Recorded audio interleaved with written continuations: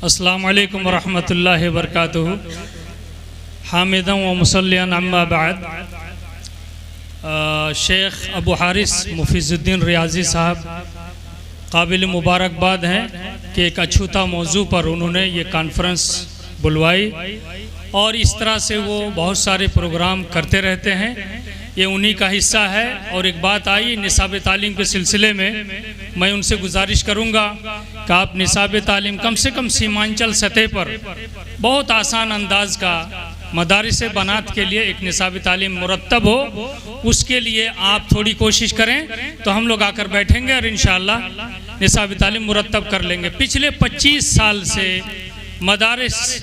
मदरसतुल बनात से में पढ़ाने का मेरा तजुर्बा है, लेकिन एक चीज़ जिस पर अभी तक तवज्जो नहीं दी गई, यानी इस महफिल में गुफ्तगू नहीं हुई, वो ये है कि हमारे जो गार्जियन हजरात हैं, जो बच्चियों के गार्जियन हैं, इनकी ख्वाहिश क्या होती है बच्चियों को पढ़ाने की? एक ही ख्वाहिश है, सिर्फ एक ही ख्वाहिश है कि हमारी बच्चियां शादी के लायक बन जाएं। गोया ये मदारिस निस्वां आज दुल्हन बनाने की फैक्ट्रियां बन गई हैं और हम लोग उसी हद तक कोशिश करते हैं। बहुत सारी बच्चियां जो बुखारी मुस्लिम तो नहीं, कम से कम बुलुगुल मराम और मिशकात ढंग से पढ़ा सकती हैं, वो बच्चियां या तो शादी हो गई और उसके बाद क्या कर सकती हैं, उनका गार्जियन चेंज हो गया। कुछ बच्चियां ऐसी होती हैं, इतनी अच्छी होती हैं पढ़ने के लिए कि सालाना इम्तिहान होने जा रहा है और उसकी शादी हो गई। 5 दिन इम्तिहान देने के बाद सर्टिफिकेट मिल सकती है। इस सर्टिफिकेट की हमको क्या जरूरत है? जो असल सर्टिफिकेट है शादी, वो तो हो गई, खत्म कहानी। यही हो रहा है। लिहाजा इस जानिब 95 से 99% गार्जियन का यही मसला है। लिहाजा दोस्तों, ये इस तरह के जो अच्छी बच्चियां, जो कामयाब बच्चियां नहीं निकल पा रही हैं, वो सबसे बड़ा ये है कि गार्जियन जो है बाप के बाद फिर शौहर बन जाता है और शौहर फिर अभी आधा मिनट में एक बात कि आज से 1 महीना पहले पूर्णिया में एक गार्जियन मुझको टेलीफोन किया कि एक लड़का देखने के लिए आया हूँ, बच्ची आलिम तक पढ़ी हुई है और एक बच्चा को देखने के, एक लड़का देखने के लिए गया और लड़का से पूछ रहा है कि कलमा तैयब जानते हो जी? नहीं बोल सका। का सूरा फातिहा जानते हो जी? नहीं बोल सका। उसने मुझको फोन किया कि हमने कहा ऐसे आदमी से शादी मत कराइए, एक आलिमा है और एक जाहिल, बल्कि वो कुफ्र के हद तक वो जा सकता है अगर मसला सही से उसको बयान किया जाए। वो जो ला इलाहा इल्लल्लाह नहीं जानता, जो सूरा फातिहा नहीं जानता, जो नमाज नहीं जानता, बड़े मसाइब हैं हमारे इस समाज के अंदर। और शेरशाहबादी समाज में पहले शेख मोहम्मद अली साहब ने एक बात कही कि हम लोग मौनात भंजन मालेगांव बच्चियों को ले जाते थे और उस वक्त लगता है कि कुछ पढ़ाई होती थी, लेकिन उसके बाद जो पढ़ाई हो रही है एक रस्मी अंदाज में चल रहा है।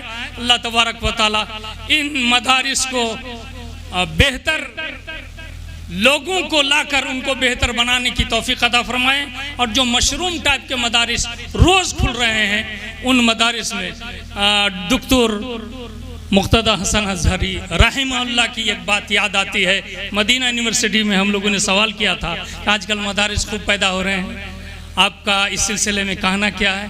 कहें कि क्या कहें भैया, ये 2-4 सरपरे उठे और उन्होंने जाकर अलग मदरसा कायम कर लिया, कोई प्लानिंग नहीं, कोई मनसूबाबंदी नहीं, कुछ नहीं, उसी तरह से हो रहा है। किसी मदरसा से निकले अलग मदरसा कायम कर लिया, इस तरह से हो रहा है आज। लिहाजा दोस्तों, सोचने और समझने की जरूरत है। 1 किलोमीटर एरिया में 4-4, 5-5 मदरसे, मदरसतुल बनात 4-4, 5-5, क्या करेगा आदमी? हमारे यहाँ एक जगह है शरीफगंज, 1 किलोमीटर एरिया में 13 मदरसे।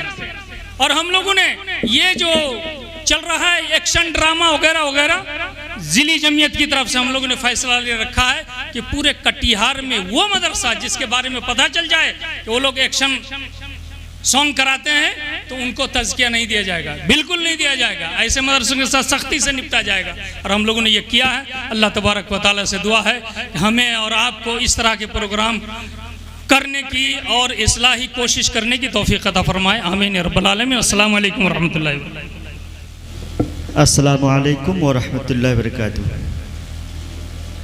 अल्हम्दुलिल्लाहि व कफ़ा व सलामुन अला इबादिहि अल्लज़ीना इस्तफ़ा, अम्मा बाद। मुहतरम उलमाए किराम और मेहमानान गिरामी क़द्र, तहे दिल से मुबारकबाद पेश करता हूँ जामिया हसना के डायरेक्टर फ़ज़ीलतुश्शेख जनाब मौलाना मुफीज़ुद्दीन अर्रियाज़ी साहब हफ़िज़हुल्लाह का कि उन्होंने चमने अहले हदीस के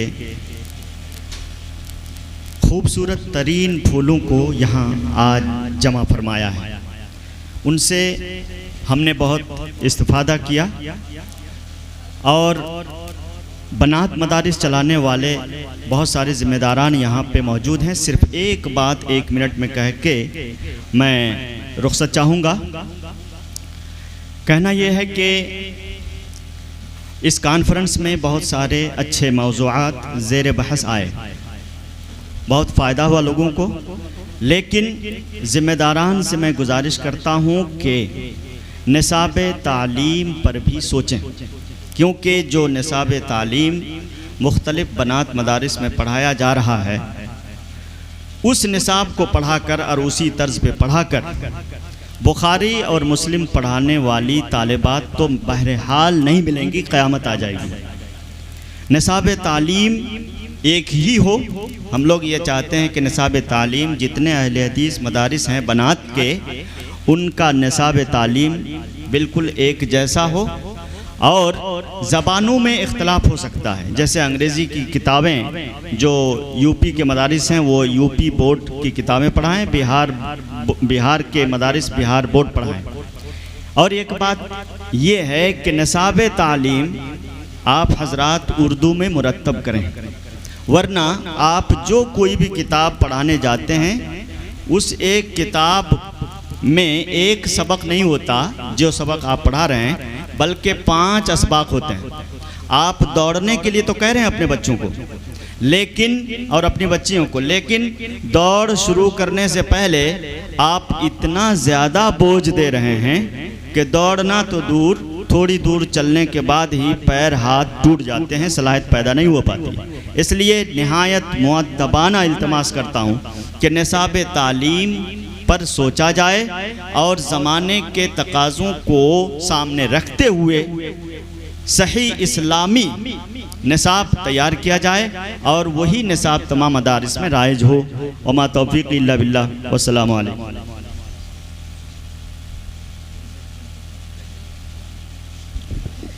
इनके बाद मैं फ़ज़ीलतुश्शेख तनवीर ज़की अल मदनी हफ़िज़हुल्लाह से गुजारिश करता हूँ कि आप तशरीफ़ लाएँ।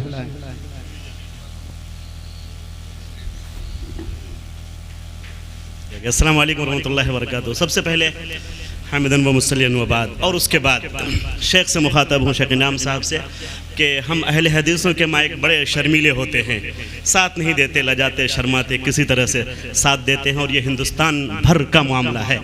बहरे कैफ यहाँ पर इस प्रोग्राम के रूह रवां फ़ज़ीलतुश्शेख अबू हारिस साहब मौजूद हैं।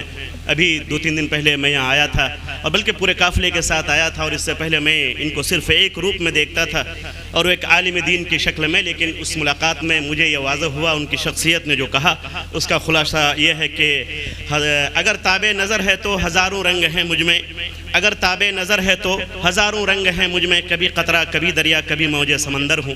बहरे कैफ ये तफसील का मौका नहीं है, बड़ी बड़ी शख्सियात यहाँ पर मौजूद हैं जिनके सामने कुछ बोलने से लब लरजने लगते हैं, लेकिन उसके बावजूद मैं 2 अहम शख्सियत से ख़ास तौर पर मुखातब हूँ। और उनमें से पहली शख्सियत जो हमारी रियासत बिहार के अमीर मोहतरम हैं, और उसी तरह से बम्बई के जो अमीर मोहतरम हैं, ये वाकई बहुत समझ और बूझ वाली शख्सियतें हैं और बहुत कुछ कर सकती हैं ये शख्सियतें। लिहाजा इस ख़ास महफिल में मैं उन दोनों से मुखातब हूँ, चूँकि निगाह बुलंद सुखन दिल नवाज जहाँ पुरसोज, यही है रख्त सफ़र मेरे कारवां के लिए।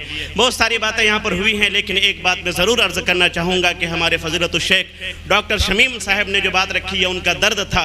अब मैं जो कहने जा रहा हूँ वो दर्द दिल है। वो ये है कि इस उम्मत में सबसे पहले यूनिवर्सिटी किसी मर्द ने नहीं दिया, बल्कि ऑक्सफोर्ड यूनिवर्सिटी से 237 साल पहले एक हमारी बेटी जिसका नाम फातिमा बिन्त मोहम्मद अल फहरी अल कुरशी है, उसने मोरक्को में मगरिब के सरजमीन में सबसे पहली यूनिवर्सिटी दी जिसका नाम जामियतुल क़रविय्यीन है।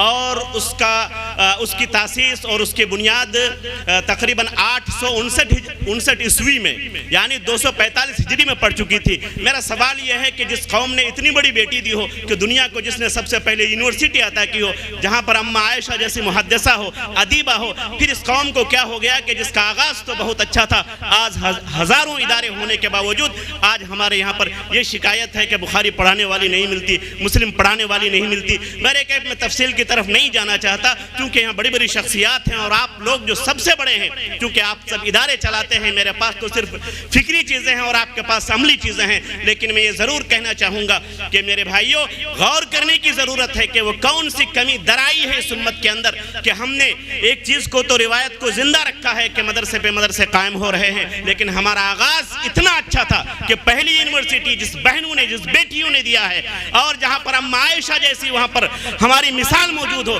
आज इस कौम में बड़ी मुहद्दिसा, बड़ी अदीबा, बड़ी शायरा और बड़ी शख्सियात क्यों नहीं मिलती हैं। मुझे लगता है कि इस टॉपिक पर भी गौर करने की ज़रूरत है। मुझे खुशी है इस बात पर कि हमारे अबू हारिस साहब ने जब पहली कॉन्फ्रेंस मुनक़िद की है और जिससे ये उम्मीद जागती है। मैं ये इसलिए कह रहा हूँ कि ज़िंदा कौमें हसास मौजू पर बात करती हैं और जो कौम ज़िंदा नहीं होती हसास मौजू पर बात करने से कतराती है। मैं मुबारकबाद पेश करता हूँ कि इन्होंने इस तरह की कॉन्फ्रेंस का इनकाद किया। अल्लाह ताला इन्हें जज़ाए खैर अता फरमाए। और मैं ये चाहता हूँ कि ये चिराग जो यहाँ पर जला है पूरे सीमांचल में जले और इनके दिगर जुज़ियात पर खुलकर गुफ्तगू हो। कभी मौका मिला तो तफसील से ज़रूर बात करूँगा। आज तो यहाँ पर ये दस्तूर ज़बाबंदी मेरे ऊपर भी लाजिम थी, लिहाजा मैंने इसी में अपनी बात को समेट दी। अस्सलामु अलैकुम व रहमतुल्लाहि व बरकातहू।